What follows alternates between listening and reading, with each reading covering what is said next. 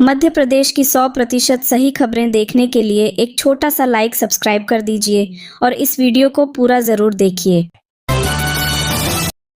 वीर सावरकर के पोते रणजीत सावरकर ने कहा कि बांग्लादेशी मुस्लिमों को भगा नहीं सकते तो कम से कम उनका आर्थिक बहिष्कार करना चाहिए, जिससे वह संकट में आएं और यहां से चले जाएं। मुख्यमंत्री डॉ मोहन यादव अपने जन्मोत्सव पर 25 मार्च को शहर में रहेंगे। वे यहां 26 नई औद्योगिक इकाई की सौगात देंगे। इनमें 22 की आधारशिला रखेंगे और 4 इकाई का लोकार्पण भी करेंगे। इन सभी इकाइयों में करीब 997.58 करोड़ का निवेश होगा, जिससे करीब 4,796 लोगों को रोजगार मिलने की संभावना है। ये इकाई विक्रम उद्योगपुरी, मेडिकल डिवाइस पार्क व ताजपुर उज्जैन में लग रही हैं। बड़वानी में पुलिस ने सोंदल गांव में एक स्कूल के पास पेड़ के नीचे जुआ खेल रहे 9 लोगों को गिरफ्तार किया गया है। इस कार्रवाई में पुलिस ने आरोपियों से 9 बाइक, 52 पत्ते, 3 ताश के पैक और 10,670 रुपये नकद जब्त किए हैं। सोमवार रात 9:30 बजे मुखबिर की सूचना पर पुलिस टीम ने यह कार्रवाई की। इंदौर में श्री अग्रवाल महासभा द्वारा आयोजित 3 दिवसीय अखिल भारतीय युवक युवती परिचय सम्मेलन का समापन हुआ। यह सम्मेलन समाज सेवी स्वार्थ मिश्री लाल गोयल की स्मृति में गांधी हॉल में आयोजित किया गया। भोपाल के जैन नगर स्थित चंद्र प्रभु उद्यान में मुनि प्रमाण सागर महाराज ने आध्यात्मिकता के महत्व पर प्रकाश डाला।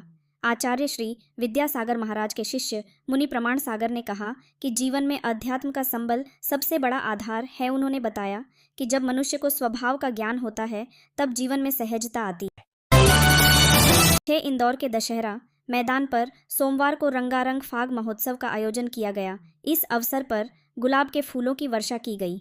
मैदान को अवध लोक का नाम दिया गया है। यहाँ अयोध्या के रामलला मंदिर की प्रतिकृति भी स्थापित की जा रही है।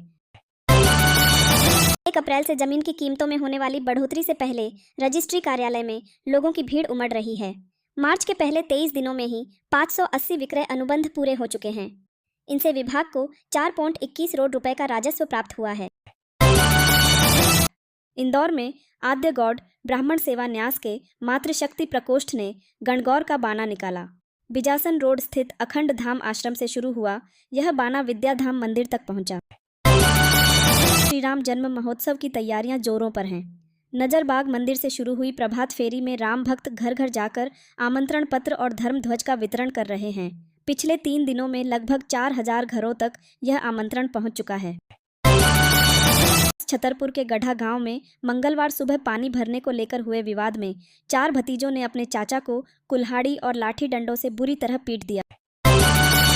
इंदौर के विजयनगर इलाके में एक छात्रा के साथ छेड़छाड़ का मामला सामने आया है। आरोपी, जो पीड़िता का परिचित है, कार से आया और उसके साथ जबरदस्ती करने की कोशिश की। पुलिस ने छात्रा की शिकायत पर आरोपी के खिलाफ मामला दर्ज कर लिया है। इंदौर में श्री दास हनुमान जय सियाराम बाबा धार्मिक ट्रस्ट द्वारा आयोजित श्री राम हनुमान चरित्र महोत्सव में व्यासपीठ से लोकप्रिय कविपन सत्यनारायण सत्तन ने एक महत्वपूर्ण संदेश दिया। उन्होंने कहा कि सहकारिता का पहला उदाहरण समुद्र मंथन में देखने को मिला। मध्य प्रदेश उच्च न्यायालय की 2 सदस्यीय पीठ ने कुटुंब न्यायालय द्वारा दिए गए उस विवादित आदेश को निरस्त कर दिया है, जिसमें कहा गया था कि जैन समाज पर हिंदू विवाह अधिनियम लागू नहीं होता। इंदौर में जैन समाज ने इस फैसले का स्वागत किया है। शहडोल के सरस्वती स्कूल में अज्ञात बदमाशों ने तोड़फोड़ कर दी। स्कूल के कई दरवाजे तोड़े, रजिस्टर को जला दिया। पूर्व राष्ट्रपति अब्दुल कलाम और डॉ सर्वपल्ली राधाकृष्णन की तस्वीर नीचे फेंक दी।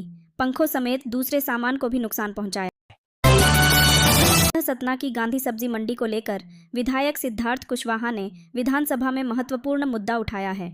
उन्होंने कृषि मंत्री से मंडी को व्यवस्थित करने का अनुरोध किया है। विधायक ने बताया कि 2018 में आचार संहिता के दौरान विश्वासराव सब्जी मंडी को उजाड़ दिया गया था। इसके बाद व्यापारियों ने मिलकर निजी भूमि पर गांधी सब्जी मंडी की स्थापना की। यह मंडी बिना किसी सरकारी सहायता के चल रही है। भोपाल के बरखेड़ा पठानी में साहू समाज द्वारा मां कर्मा जन्मोत्सव बड़ी धूमधाम से मनाया गया। इस अवसर पर विशाल शोभा यात्रा निकाली गई और मां कर्मा की प्रतिमा की पूजा अर्चना की गई। कार्यक्रम में मुख्य अतिथि के रूप में संत उमेश दास महाराज उपस्थित रहे। उन्होंने कहा कि हमें मां कर्मा का इतिहास पढ़ना चाहिए और उनके बताए मार्ग पर चलना चाहिए। इंदौर के देवी अहिल्याबाई होलकर अंतर्राष्ट्रीय एयरपोर्ट के विस्तार के लिए बिजासन माता मंदिर के सामने वाली सड़क को बंद कर वहां पर पार्किंग बनाने का रास्ता साफ हो गया है।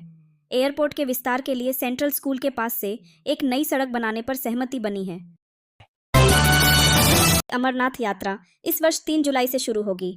यह यात्रा रक्षाबंधन तक यानी 9 अगस्त तक चलेगी। यात्रा के लिए रजिस्ट्रेशन 14 अप्रैल से शुरू होगा। श्रद्धालु बैंकों या ऑनलाइन माध्यम से पंजीकरण करा सकेंगे। ओम शिव शक्ति सेवा मंडल भोपाल के सचिव रिंकू भटेजा ने बताया कि यात्रा के लिए कंपलसरी हेल्थ सर्टिफिकेट अनिवार्य है। पिछले साल मध्य प्रदेश में 136 डॉक्टर्स को इस सर्टिफिकेट के लिए अधिकृत किया गया था। भोपाल में केवल 4 डॉक्टर्स को यह अधिकार दिया गया था। शहडोल जिले की अमलाई पुलिस ने एक पिकअप से 2021 लीटर शराब बरामद की है। इस कार्रवाई में 15 लाख रुपए से अधिक का माल जब्त किया गया है। सतना के बिरसिंहपुर तहसील में मंगलवार को आधार कार्ड सेंटर पर सुबह से ही लोगों की भारी भीड़ जमा हो गई। इसकी वजह थी मुफ्त राशन की सुविधा को जारी रखना। भिंड जिले में बढ़ती सड़क दुर्घटनाओं और गोवंश की सुरक्षा को लेकर संत समाज, भूतपूर्व सैनिक और समाज सेवी मंगलवार दोपहर भिंड से ग्वालियर पहुंचे। यहां जयविलास पैलेस के रानी महल में केंद्रीय मंत्री ज्योतिरादित्य सिंधिया से मुलाकात की। मध्य प्रदेश में आशा कार्यकर्ताओं को अब एक नई जिम्मेदारी दी गई है। ये घर घर जाकर लोगों से मन की बात कर उनकी मानसिक सेहत की जांच करेगी। दरअसल राष्ट्रीय मानसिक स्वास्थ्य कार्यक्रम के तहत भारत सरकार ने सुसाइड प्रिवेंशन ट्रेनिंग प्रोग्राम आत्महत्या रोकथाम प्रशिक्षण शुरू किया है। जबलपुर की व्हीकल फैक्ट्री VFG को बड़ा ऑर्डर मिला है। भारतीय सेना ने 59 स्टेलियन और 800 LTPA बनाने का काम दिया है, जिसकी कीमत करीब 600 करोड़ रुपए है। नया काम मिलने से फैक्ट्री में उत्पादन की रफ्तार बढ़ गई है। व्हीकल फैक्ट्री को अगले फाइनेंशियल ईयर तक सेना को वाहन सप्लाई करना होंगे। सेना के साथ साथ BSF की टीम भी यहां डेरा डाले हुए है। BSF ने 400 से अधिक वाटर बाउजर का ऑर्डर दिया है। 20 ओले बारिश का दौर थमते ही मध्य प्रदेश में गर्मी बढ़ गई है। पिछले 2 दिन से अधिकतम तापमान 39 डिग्री के पार है। रतलाम में सोमवार को लगातार दूसरे दिन पारा 39 डिग्री या इससे अधिक रहा।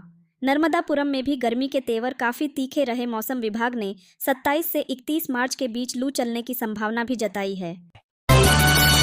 RTO के पूर्व आरक्षक करोड़पति सौरभ शर्मा ने अपने VRS लेने के पहले 12 अलग अलग दफ्तरों और चेक पॉइंट पर 18 अफसरों और कर्मचारियों के साथ काम किया है।